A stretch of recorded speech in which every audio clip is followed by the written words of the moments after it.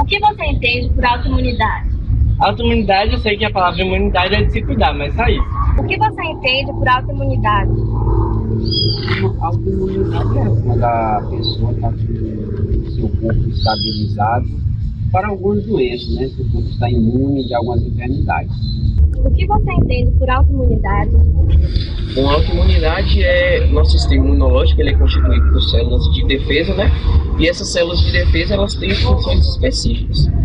No caso da autoimunidade, essas células de defesa, elas vão exercer funções específicas sobre determinados patógenos que diariamente, a cada momento, eles invadem o nosso sistema imunológico.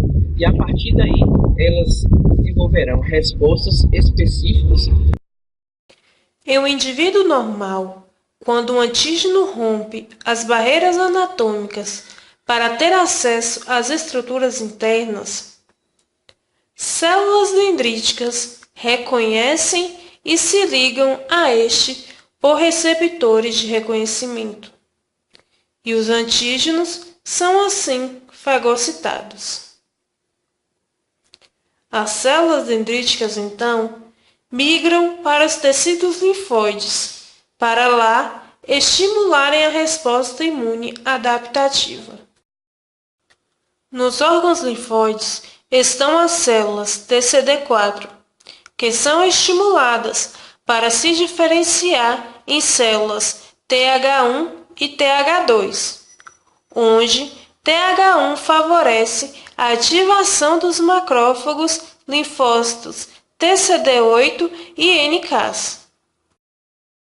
E as TH2 favorecem a ativação de eosinófilos e células B, migrando assim para o local da infecção, para dar início à destruição do antígeno.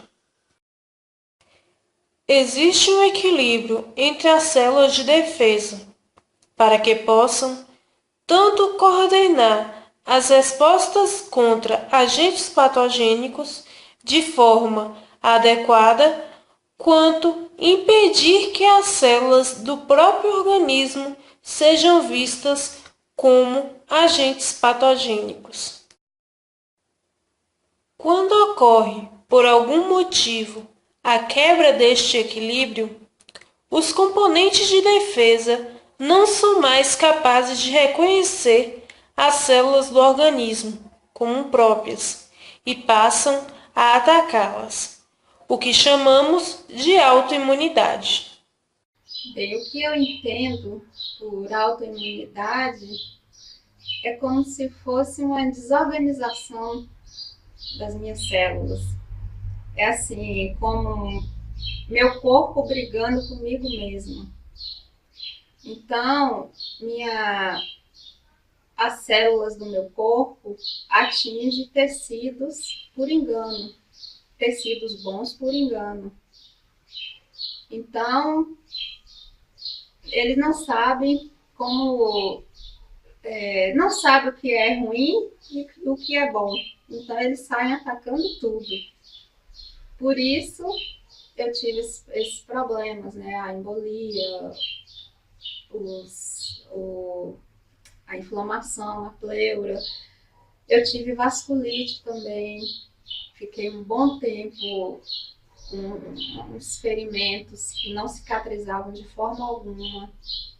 Aí depois que eu comecei a tomar também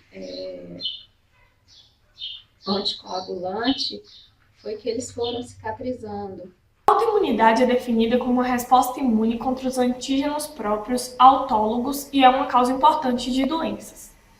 É estimado que no mínimo de 1 a 2% dos indivíduos sofram de doenças autoimunes, embora na maioria dos casos as doenças associadas a uma resposta imune descontrolada sejam chamadas de autoimunes, sem qualquer evidência formal de que as respostas sejam direcionadas contra os antígenos próprios. Os principais fatores no desenvolvimento da autoimunidade são a herança de genes susceptíveis que podem contribuir para a quebra da autotolerância e estímulos no meio, como as infecções que podem ativar os linfócitos autorreativos. Mas o que é tolerância imunológica? A tolerância imunológica a diferentes antígenos próprios pode ser induzida quando os linfócitos em desenvolvimento encontram estes antígenos nos órgãos linfóides geradores, chamada de tolerância central, ou quando os linfócitos maduros encontram antígenos próprios nos tecidos periféricos, chamados de tolerância periférica. A tolerância central das células T é o resultado do conhecimento de alta afinidade dos antígenos no timo, que tende a ser amplamente disseminado aos antígenos próprios. A tolerância central deve eliminar as células T potencialmente perigosas que expressam receptores de alta afinidade para os antígenos próprios disseminados. Tolerância central dos linfócitos T ocorre se as células T do timo reconhecem com avidez antígenos próprios presentes no timo. Os linfócitos morrem por apoptose. Tolerância central dos linfócitos T. Os linfócitos que se desenvolvem no timo consistem em células com receptores capazes de reconhecer muitos antígenos, tanto próprios como estranhos. Se um linfócito T imaturo interage fortemente com um antígeno próprio apresentado como um peptídeo ligado a uma molécula do complexo de histocompatibilidade maior, ou seja, o MHC, este linfócito recebe sinais que estimulam a apoptose, e estas células morrem antes de poderem completar o processo de maturação. Este processo é também chamado de seleção negativa, e este é o principal mecanismo de tolerância central.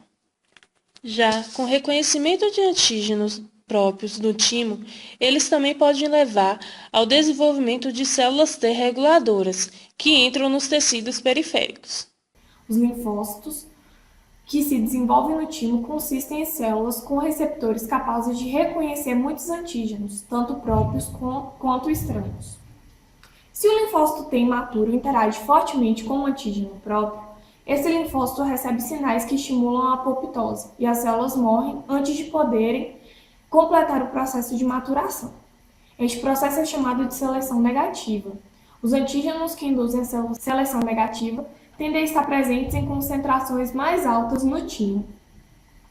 A seleção negativa das células T imaturas pode ser importante na proteção contra as respostas a uma ampla variedade de antígenos proteicos próprios. Células T em desenvolvimento que encontram essas proteínas são deletadas, prevenindo assim reações contra os antígenos periféricos próprios. Este processo de tolerância central afeta as células autorreativas TCD4 e T que reconhecem antígenos próprios apresentados pelas células do MHC de classe 2 e MHC de classe 1, respectivamente. Ainda não são conhecidos quais os sinais que induzem a apoptose nos linfócitos imaturos que reconhecem antígenos com alta afinidade no timo. A tolerância periférica dos linfócitos T é induzida quando células T maduras reconhecem os antígenos próprios nos tecidos periféricos, levando à inativação funcional ou morte, ou quando os linfócitos autorreativos são suprimidos pelas células T reguladoras. É um mecanismo de controle. A anergia é a ativação funcional dos linfócitos T que ocorre quando essas células reconhecem antígenos sem níveis adequados de coestimuladores, ou seja, segundos mensageiros, que são necessários para a ativação total das células T. Anergia da célula T. A anergia é a inativação funcional dos linfócitos T, que ocorre quando estas células reconhecem antígenos sem níveis adequados de coestimuladores, ou seja, segundos sinais, que são necessários para a ativação total das células T. Um antígeno apresentado pelas células T apresentadoras de antígenos, ou seja, os APCs, expressando os coestimuladores, induz uma resposta normal da célula T. Já se uma célula T reconhece antígenos sem coestimulação ou na presença de interações de CTLA4B7, as células T falham na resposta, resultando assim na incapacidade de responder, mesmo se o antígeno for subsequente apresentado pelas APCs, expressando assim coestimuladores. A ativação repetida dos linfócitos T maduros pelos antígenos próprios ou o reconhecimento dos antígenos próprios sem o segundo sinal, estimulam vias de apoptose que regulam a eliminação, ou seja, a deleção, dos linfócitos T autorreativos. Morte celular induzida pela ativação. A ativação repetida dos linfócitos T maduros pelos antígenos próprios ou o reconhecimento dos antígenos próprios sem um segundo sinal estimulam vias de apoptose, que resultam na eliminação, ou seja, na deleção dos linfócitos T autorreativos. Na resposta normal, as células T respondem ao antígeno apresentado pelas APCs normais, pela secreção de IL-2, expressando assim proteínas antiapoptóticas e pró-apoptóticas, passando pela proliferação e diferenciação. Já em uma modalidade de morte celular induzida por ativação, a reestimulação das células T recém-ativadas pelos antígenos leva à coexpressão de Fas e Fas ligante, a ligação de Fas e a morte das células T apoptóticas. Sendo assim, o Fas ligante em uma célula T pode se ligar o Fas em uma célula vizinha, ou em uma mesma célula. A morte celular induzida por ativação fase independente também pode ocorrer quando o reconhecimento do antigênico pela célula T ocorre sem coestimulação ou quando a expressão de proteínas pró-apoptóticas intracelulares é induzida pela imunidade inata. Existem dois mecanismos prováveis de morte induzida por ativação dos linfócitos. Morte induzida por ativação com o papel dos receptores de morte e com o papel das proteínas pró-apoptóticas. Alguns linfócitos autorreativos, ao se encontrarem com antígenos próprios, podem se desenvolver em células regulatórias, cuja função é prevenir ou suprimir a ativação de outros linfócitos autorreativos potencialmente perigosos. Supressão das respostas imunes mediadas pelas células T. Em uma resposta normal, as células T reconhecem o antígeno, proliferam e diferenciam-se em células efetoras. Uma típica resposta TH1 é exibida, na qual as APCs secretam IL-12, que estimula a diferenciação das células T virgens em células efetoras TH1, as quais produzem interferon gama e ativam os macrófagos na fase efetora da resposta. Algumas células T podem também se diferenciar em células T reguladoras nos tecidos periféricos ou no timo. E estas células reguladoras inibem a diferenciação e ativação de células T virgens por mecanismos dependentes de contato, ou elas podem secretar citocinas que inibem a fase efetora das respostas das células T. Os princípios de tolerância central e periférica no compartimento dos linfócitos B são similares àqueles da tolerância das células T. Na tolerância central, quando o linfócito B imaturo interage fortemente com o antígeno próprio na medula óssea, as células B tanto podem ser destruídas quanto podem alterar a especificidade de seu receptor. Seleção negativa e editoramento do receptor em linfócitos B imaturos. Uma célula B imatura que reconhece fortemente antígenos próprios, neste caso, um antígeno multivalente com vários epítopos na medula óssea, pode tanto morrer por apoptose quanto mudar seu receptor de antígeno, indo assim para o tecido linfóide periférico.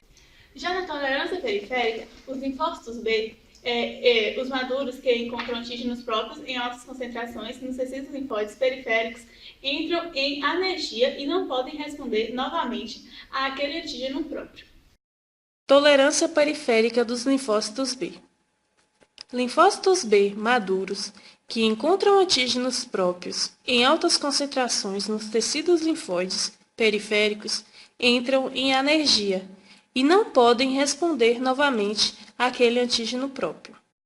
Uma célula B madura, que reconhece um antígeno próprio sem o auxílio de uma célula T, é funcionalmente inativada e torna-se incapaz de responder a este antígeno.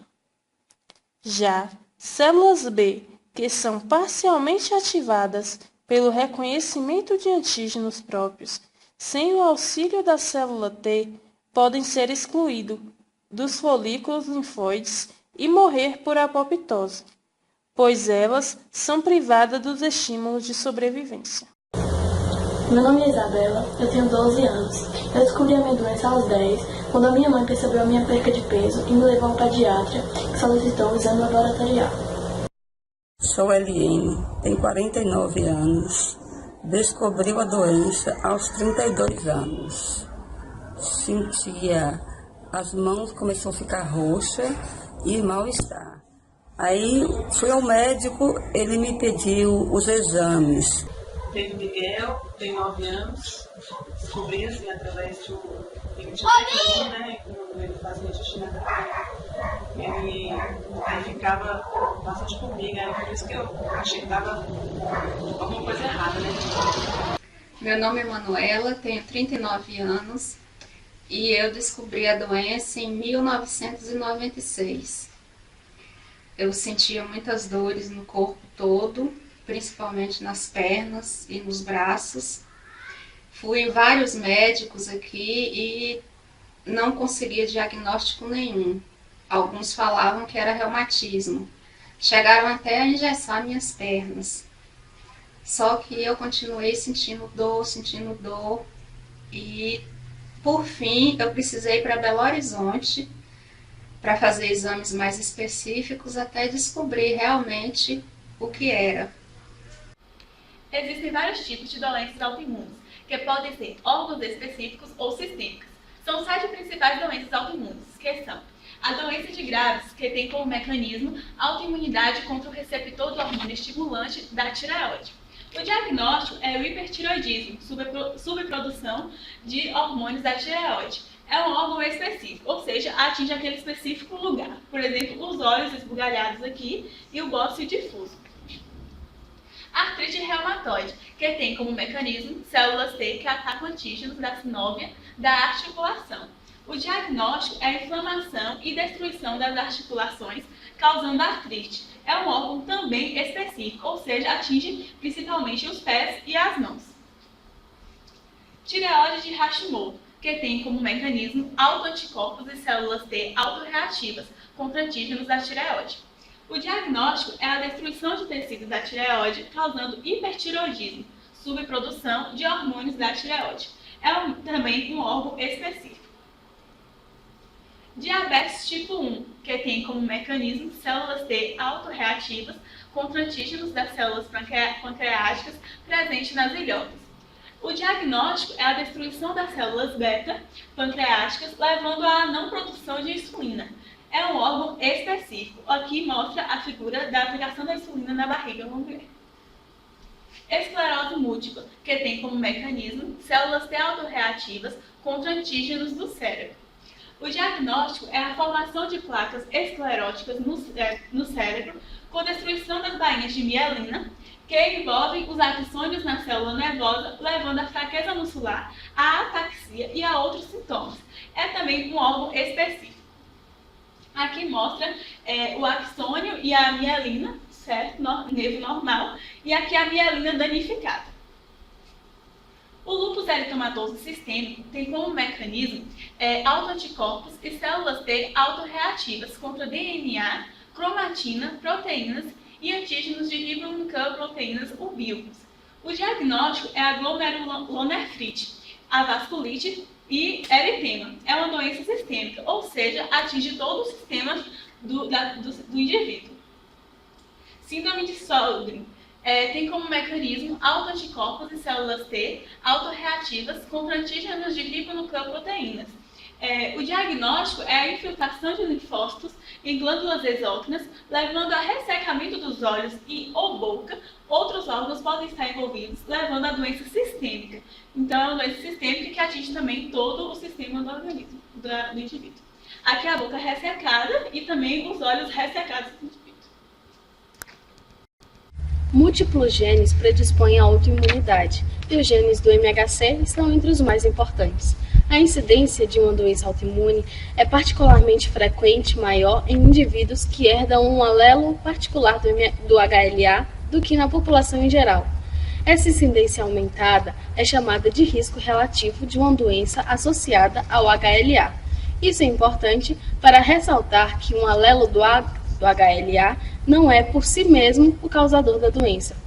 Alelos particulares do MHC podem contribuir para o desenvolvimento da doença autoimune, pois eles são ineficientes na apresentação dos antígenos próprios, levando à seleção negativa defeituosa das células T, ou porque os peptídeos antigênicos apresentados por esses alelos do MHC, eles podem também apresentar falha na estimulação das células T reguladoras.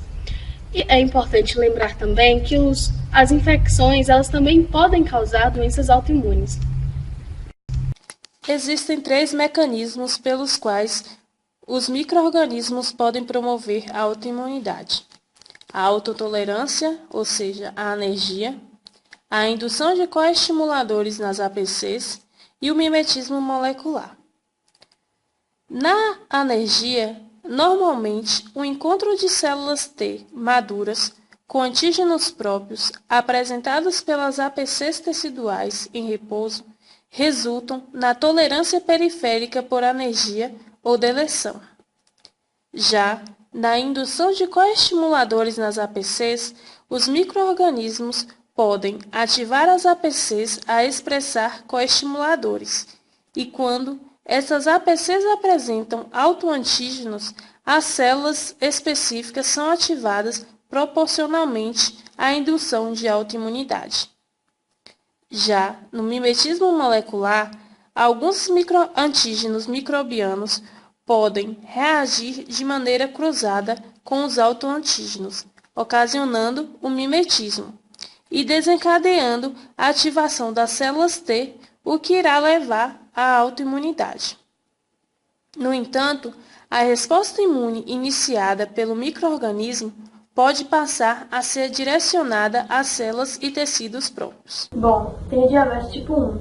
Ela afeta minha vida de forma positiva, pois desde então eu mudei meus hábitos alimentares, tomo insulina para me alimentar e pratico atividade física regularmente. Pode comer açúcar, né? Ele fica querendo, porque criança é difícil para controlar. E às vezes é muito difícil mesmo, às vezes eu acho que até é impossível, porque quer, não entende, porque é criança, né? Aí eu fico vendo, mas é muito limitado. Não pode comer fritura, que gosta de comer pastel, hambúrguer, essas coisas. Se botar, ele come e acho que a diabetes parece que puxa mais para comer. Aí não pode, essas coisas que não pode. De jeito nenhum, fritura, então. Você já ouviu falar em diabetes tipo 1? Já sim, que é provocado pelo excesso de açúcar. Você conhece alguém que tem essa doença?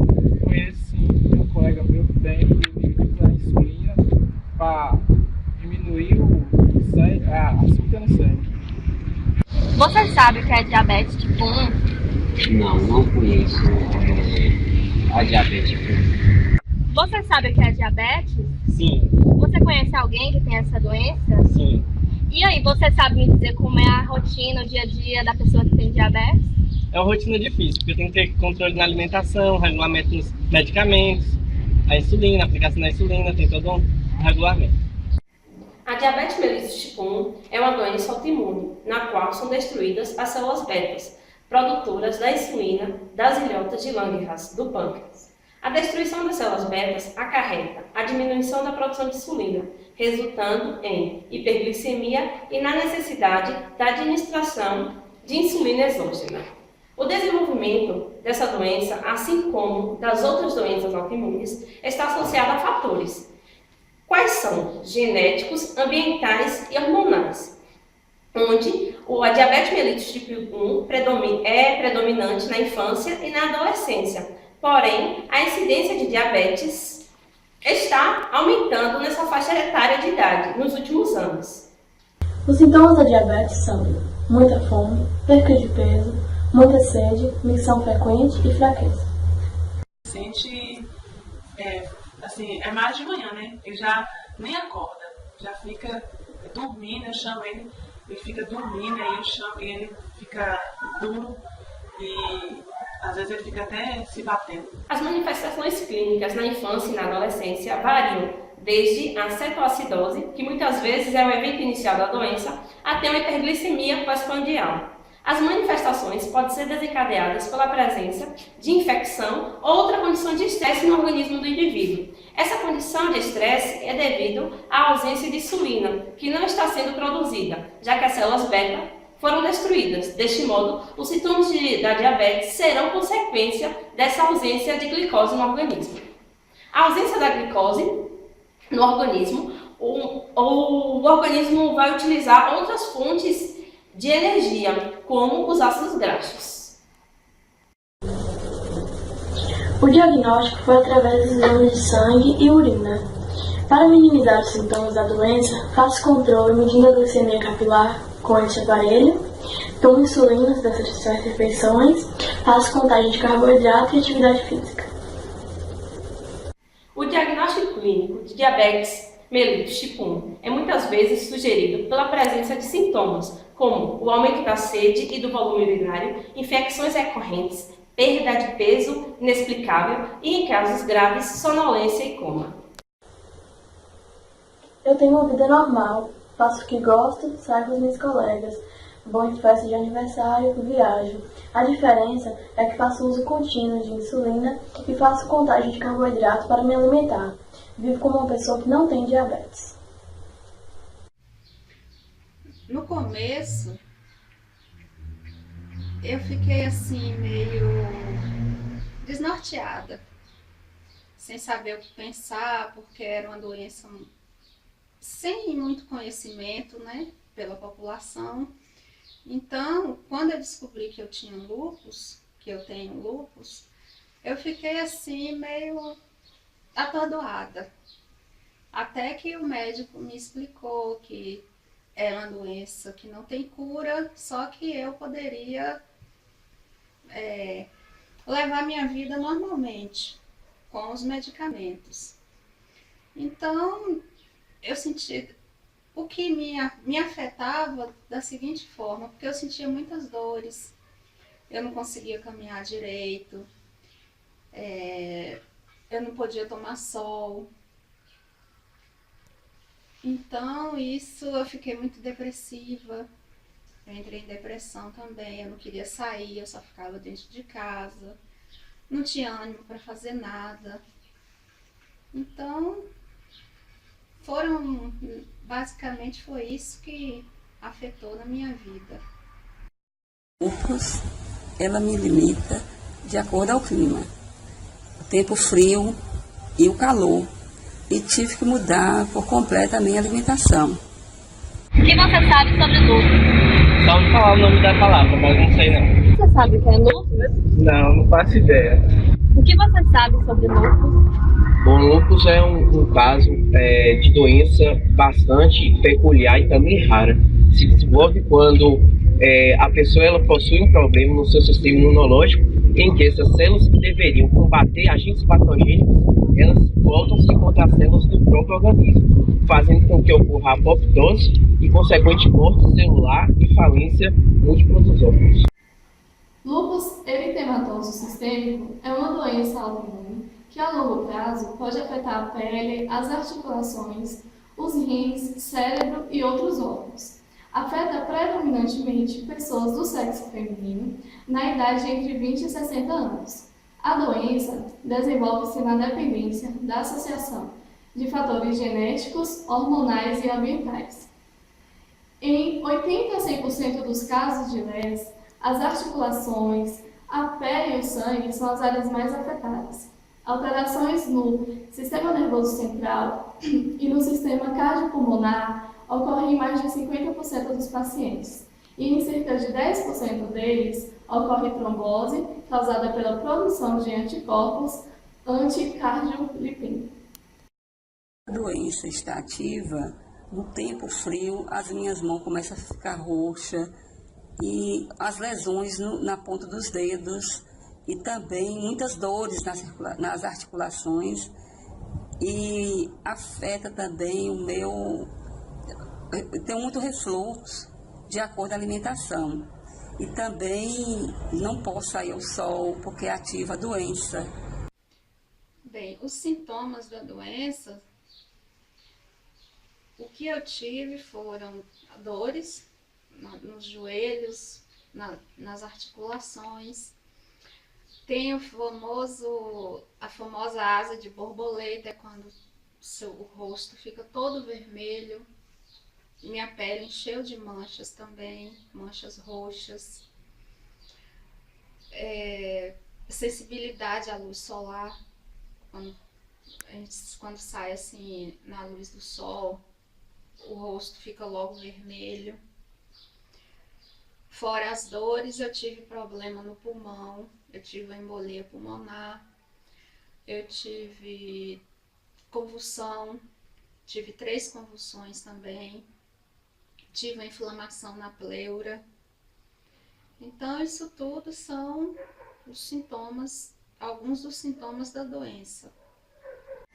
Os sintomas de lúpus podem variar de pessoa a pessoa e podem aparecer bem como desaparecer.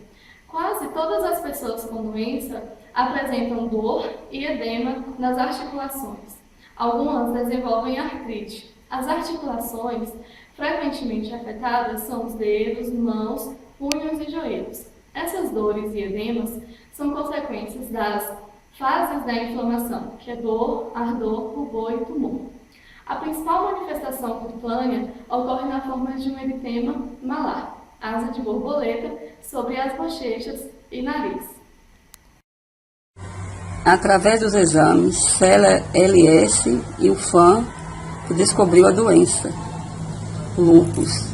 Eu nunca imaginaria que chegaria até esse ponto. Bom, o diagnóstico do lúpus, essa foi a parte mais difícil, porque eu fiz muitos exames de sangue, fiquei 1 mês em Belo Horizonte só fazendo exame, até descobrir que realmente era o lúpus, foi através do FAM, que é o fator antinuclear, um exame de sangue que eu fiz, que detectou realmente que eu tenho lúpus. O principal teste para diagnósticos é a detecção de anticorpos que reagem com constituintes do núcleo celular. Esses anticorpos são detectados pela técnica de imunofluorescência indireta. Além desse diagnóstico, pode ser feito biópsia renal, hemograma completo, entre outros. Bem, para minimizar os sintomas, eu evito sair no sol. Quando saio, é naqueles horários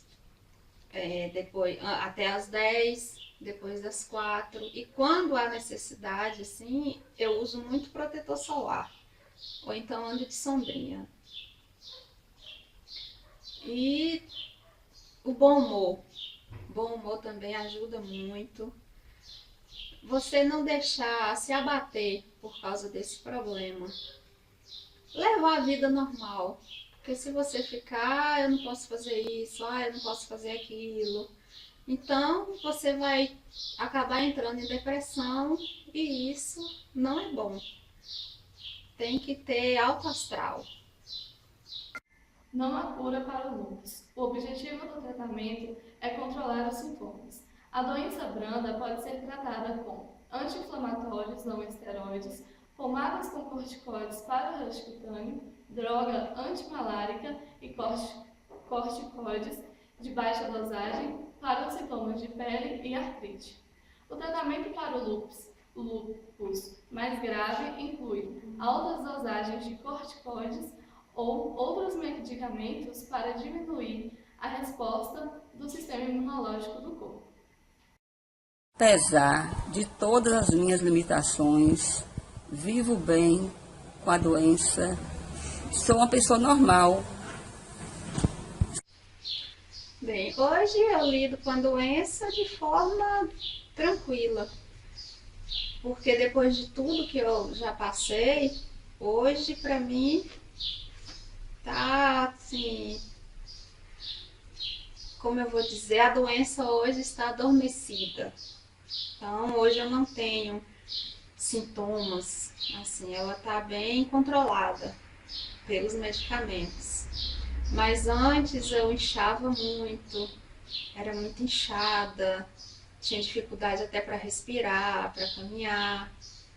E hoje eu tô me sentindo assim, uma nova pessoa. Depois de tanto tempo, agora que ela está em remissão, eu estou me sentindo muito bem.